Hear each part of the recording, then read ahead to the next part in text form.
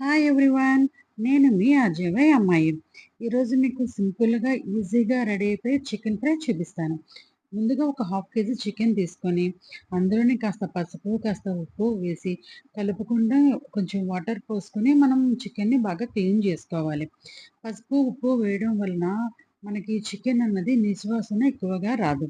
అలా క్లీన్ చేసి పెట్టుకున్న చికెన్‌లో 2 టేబుల్ స్పూన్స్ ఆఫ్ అల్లం వెల్లుల్లి పేస్టు, కాస్త కారం, కాస్త ఉప్పు, అలాగే గరం మసాలా, పెరుగు వేసుకోవాలి.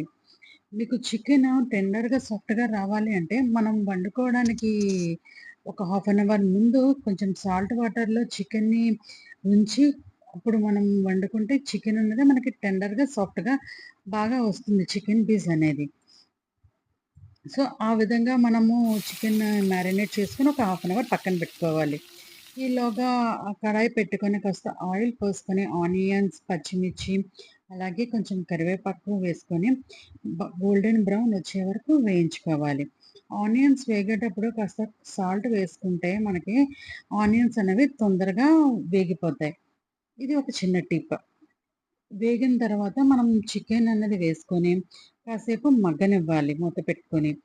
అలా మగ్గిన తర్వాత ఒక గ్లాస్ ఆఫ్ వాటర్ వేయాలి. అలా వాటర్ వేసుకోవడం వల్ల మనకి చికెన్ అనేది గట్టిగా ఉండదు.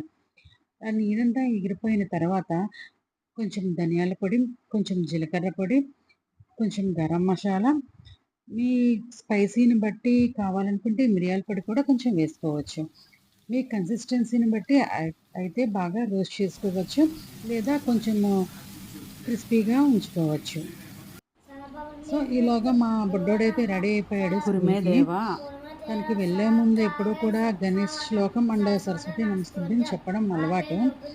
అలాగే మా అమ్మగారికి, మా నాన్నగారికి, మా మావయ్య గారికి వాళ్ళ ఫోటోస్‌కి నమస్కారం చేసుకుంటాడు.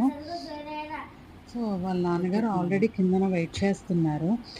అందువల్ల ఫాస్ట్‌గా ఇంకా బొట్టయితే పెట్టుకొని నాకు బాయ్ చెప్పేసి ఇంకా ఇట్లాగా దిగిపోతున్నాడు. ఆల్రెడీ ఈరోజు కొంచెం లేట్ అయింది స్కూల్‌కి. కానీ ఆటో మాత్రం రావడం లేదు ఇంకాను.